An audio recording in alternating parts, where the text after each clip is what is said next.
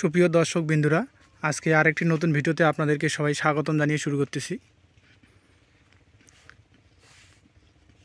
দেখতে পাচ্ছেন আমাদের ভুট্টার গাছগুলো বড় বড় হয়ে গেছে। এমত অবস্থায় আপনাদের এর আগে একটি ভিডিওতে দেখছিলেন যে ভুট্টার গাছগুলো আমাদের ইঁদুরে কেটে দিচ্ছে। সেজন্য ইঁদুর মারার জন্য একটি ঘরোয়া উপায়ে আমরা ফাঁদ তৈরি করেছি, সেটাই আজকে আপনাদেরকে আমি দেখাবো।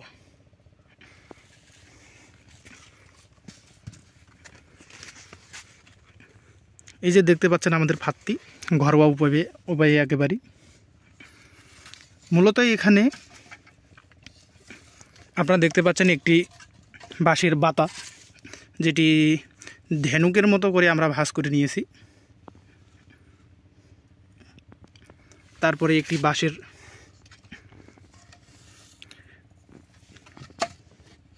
খুঁটি, অর্থাৎ দেখতে পাচ্ছেন এখানে মাঝখানে একটি বরাবর গিটও আছে। এই গিট থেকে আমরা একটু হালকা করে একটু কেটে নিয়েছি এবং এদিকে একটু বেশি করে আছে। টোটাল এটি একটু 1 ফিটের মতো।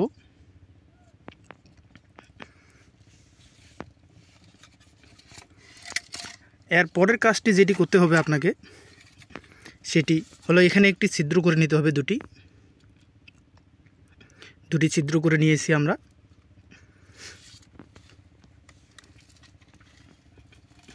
ছিদ্র করে নেওয়ার পর এই বাতাটিকে আমরা ভাঁজ করে এদিকের ছিদ্রতে আমরা ঢুকিয়ে দিয়েছি, দেখতে পাচ্ছেন।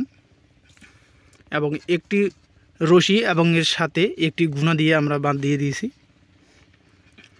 এই রশিটির কাজ হলো মূলত এখানে ধেনুকটাকে বাতাটাকে টান করে রাখবে এবং এই রশিটি এই দিক দিয়ে ফুটো করে বের করে দিয়ে দেখেন এদিক দিকে আমরা গিট দিয়ে দিয়েছি, যাতে শক্ত করে টাইট করে থাকে। এবং তার সাথে একটি গুণা আছে, এই গুণাটি একটি চিকন গুণা আছে।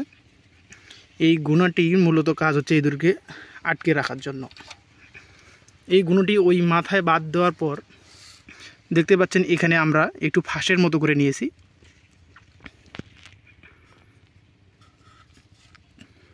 এবং এর ভিতরে আমরা ধান দিয়ে দিয়েছি। যে ধানগুলো বের হয়ে গেছে আমাদের, এর ভিতরে ধান দিয়ে দিবেন। এবং এই যে মাঝখানে যে রশিটি আছে, এই রশিটি হইল মূলত বাধা। যখন একটি ইঁদুর এর ধান খাওয়ার জন্য, অথবা ধান শুটকি অথবা কেউ পাউরুটি অন্যান্য খাবার কেউ দিয়ে থাকে, আমরা এখানে মূলত ধান এবং শুটকি দিয়ে দিয়েছিলাম, আপনারাও দিবেন। দেওয়ার পর যখন ইঁদুর এখানে আসবে খাওয়ার জন্য, ভিতরে ঢোকার জন্য, সেই যে মাঝখানে বরাবর যে আমরা রশিটি দিয়েছি, এই রশিটি যখন কেটে দিবে, এই রশিটি কাটতে দেওয়ার পরেই মূলত কাজটি, যখনই বাতাটি একটু টান চলে যাবে, এখানে যে গুণাটি আছে এই গুণাটির মাধ্যমে ফাঁসে আটক হয়ে যাবে, সে গুণাটির মাধ্যমে ফেঁসে যাবে। এইটাই হলো মূলত কাজ। এইভাবেই একেবারেই সম্পূর্ণ বিনা টাকায় বিনা খরচেই বাড়িতে আপনারা তৈরি করতে পারবেন।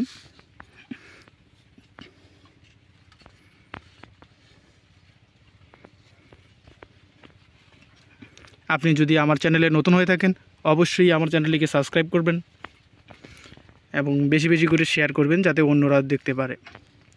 ধন্যবাদ জানিয়ে আজকের এই পর্যন্তই। ভালো থাকবেন সবাই।